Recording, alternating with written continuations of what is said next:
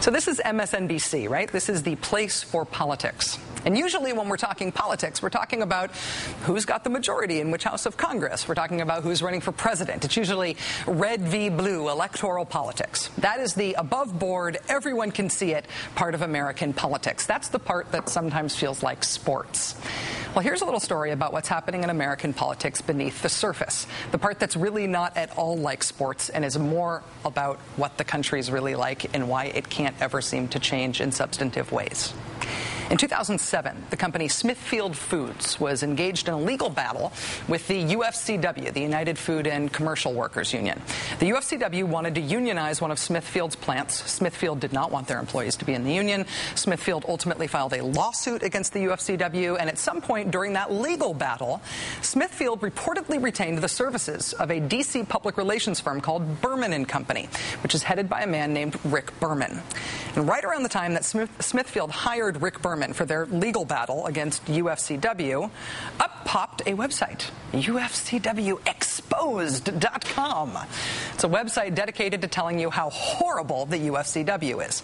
Now, that website happens to be run by a nonprofit that is also headed up by Rick Berman. Now, nonprofits, of course, don't have to disclose who their donors are. But it's an interesting confluence of events, right? Smithfield sues UFCW, Smithfield hires Rick Berman, and then Rick Berman's nonprofit group goes after UFCW without having to say who's funding them to do so.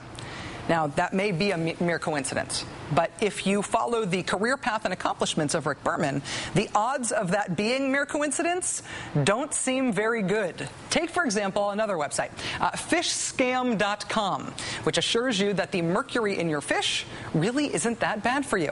Fishscam.com is headed by Rick Berman. Or there's sunlightscam.com, which tells you that tanning beds really aren't that dangerous for you.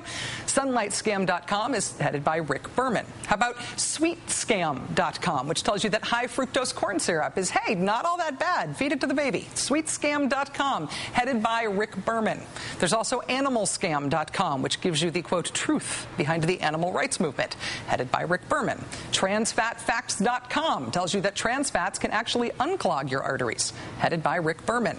Also attributable to Rick Berman, if you go to the website livingwage.com right now, just type it in. It'll make him happy. Livingwage.com, type it in. You will be redirected to the website of the Employment Policies Institute, another Rick Berman joint that is not at all about the living wage movement. It, again, this is a nonprofit, so it doesn't disclose its donors.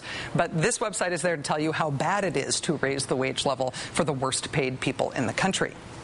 Along those lines, Mr. Berman also runs a website called RottenAcorn.com, which goes after the community activist group Acorn, which works toward raising the minimum wage, among other things. All of this stuff is done by Rick Berman, and because he does it through nonprofit organizations, he doesn't have to tell you who pays him to do it. He doesn't have to tell you if, say, the seafood industry is behind fishscam.com. I don't know if it is. It's a question.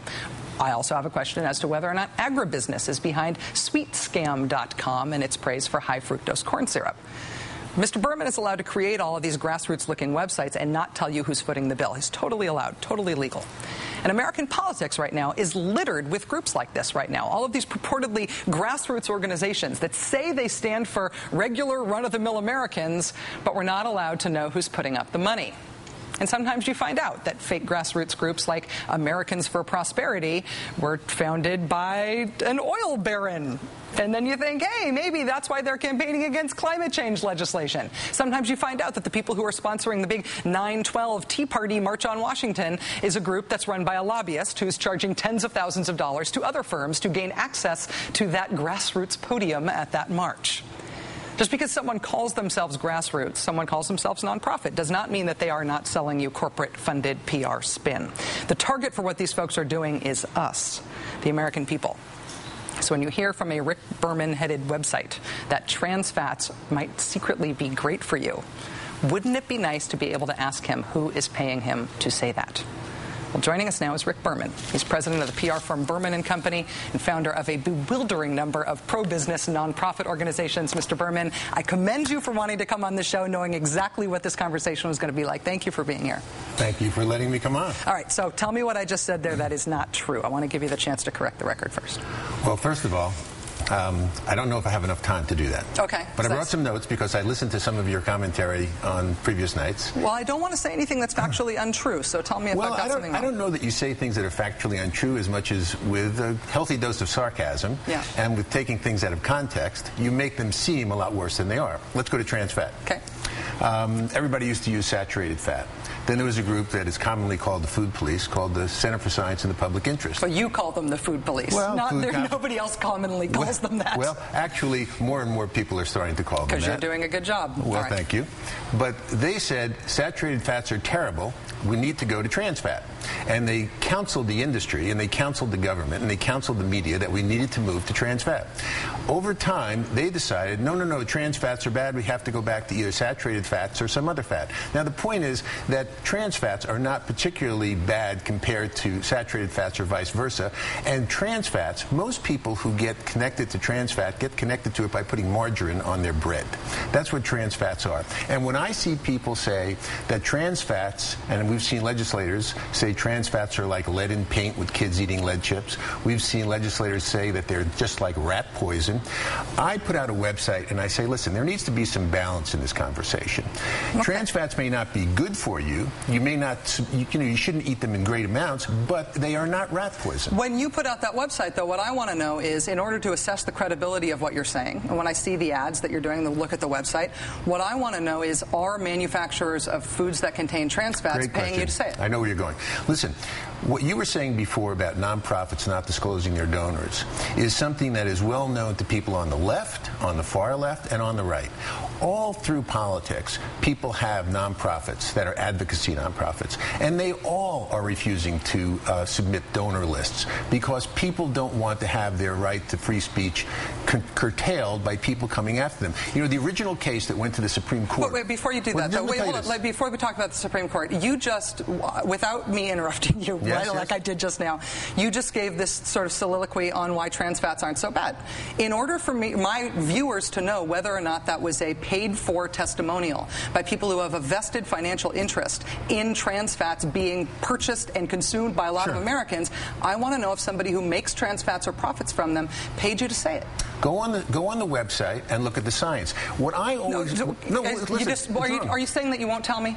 Yes, of course, and I am just like all the groups on the left who won't tell you either. In fact, you put up one website about acorn, rotten acorn. The only thing wrong with that website homepage is that it's now been changed as of tonight because you had Melanie Sloan on, Melanie Sloan from Crew, and she has been attacking me over the years for one thing or another. And so tonight I put up, if you go to rottenacorn.com, you will see an expose of Melanie Sloan in Crew not wanting to disclose her donors. This is something on the right and the left. I want it, but what it's, and you can, if you're going to attack Melanie Sloan for not disclosing her donors, and I know that activistcash.com is another one of your vehicles by which you attack groups on the left and try to expose who their donors are. Why do you feel justified in doing that when you won't say who yours are? If I get money from NBC and NBC says, I don't want my name disclosed, it's not up to me to disclose it. Yeah, but why do you expect anybody to believe you on matters of science and research if we don't know if you are being paid to say it by people who have a vested interest, literally a financial interest, in you being persuasive? Don't you think that's kind of evil? Here's why. Because I can't make a persuasive case just because it's my opinion. And if you go to those websites, there's science on there. When you go to the website about mercury facts or fish scam, what you will see is that the Harvard School of Public Health says that the risks of mercury from eating fish are far more outweighed than the benefits of eating fish. So if I've got Harvard saying it, I don't have to tell you who gave me any money to publicize their point of view. On that point, you took on Harvard specifically, and this, I'm sure you've thought about this a lot because it got a lot of attention for your company and for your nonprofits. You took on Harvard on an obesity study. There was a study about obesity that you said was junk science. It was about whether or not soda is bad for you and contributes to childhood obesity. And I looked into a lot of your campaigning around that. And I saw, for example, your research director testifying to the FDA, was it, about that? Your research director is a guy named... Okay, it was written testimony. I was on your website. It was written testimony there. David Martosco is his name? Yes. Is he a scientist? No, David repeats other people's science. That's our point. Is he a doctor or is he... David is a Dartmouth graduate. He's one of the smartest guys in Washington about this stuff. He's been studying it for many, many years. I want to ask you this because I think it's important to know. Sure. When you're talking about your credibility on these issues, it has been reported that David Martosco, before he got this gig as your research director, his experience was that he was a producer in AM talk radio. And that was his previous job. David's had several jobs. Okay. David's had several. And his academic credential may be from Dartmouth, but it's a degree in music. Is that right? Here's my whole point. David doesn't come on and say, I have done the research and this is what the research says. David finds the research and publicizes it, and he gives people the opportunity to look at a balanced point of view. You should have him set it to music. Well, perhaps so. All right, this is going to be more fun after the commercial. Will you stick around? Or you can leave now if you want, but I'd love for you to stick around. I want to stay the whole show if I can. All right. Rick Berman, thank you very much for being a great sport to being here. We'll be right back after this.